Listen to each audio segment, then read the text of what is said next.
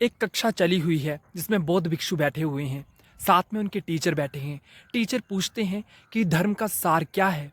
तो एक शिष्य खड़ा होता है और कहता है, बुद्धम शरणम गच्छामि, धम्मम शरणम गच्छामि, संघम शरणम गच्छामि। तो टीचर बड़े प्रसन्न हो जाते हैं और उसको अप्रिशिएट करते हैं, उसको शाबाशी देते हैं।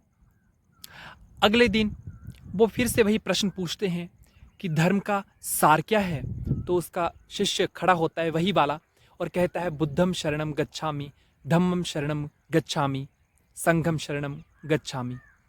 तो उसके टीचर उसको शाबाशी नहीं देते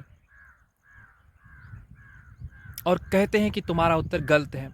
तो शिष्य कहता है कि कल भी तो मैंने यही उत्तर दिया था, परंतु आपने न सिर्फ ये कहा कि ये उत्तर सही है बल्कि मुझे अप्रिशिएट भी किया, तो आज ऐसा क्यों हुआ।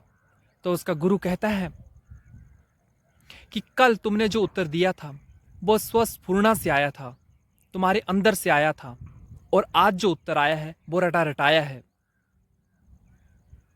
इसलिए रटे रटाए उत्तरों से परमात्मा की प्राप्ति नहीं होगी।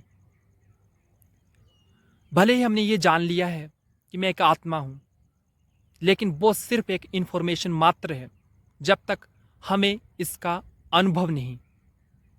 इसलिए रिसर्च करने की आवश्यकता है, शोध करने की आवश्यकता है, उस उत्तर तक स्वयं पहुंचने की बात है। केवल उत्तर को जान लेना पर्याप्त नहीं, बल्कि उस उत्तर तक हमें स्वयं पहुंचना है, तब कहा जाएगा कि हमें ज्ञान की प्राप्ति हुई है, अन्यथा नहीं। कई ऐसे कवि हैं जिनकी कविताएं अधूरी पड़ी हैं। ऐसा नहीं है कि वे पूरी नहीं कर सकते, तुकबंदी वो अच्छी तरह से जानते हैं।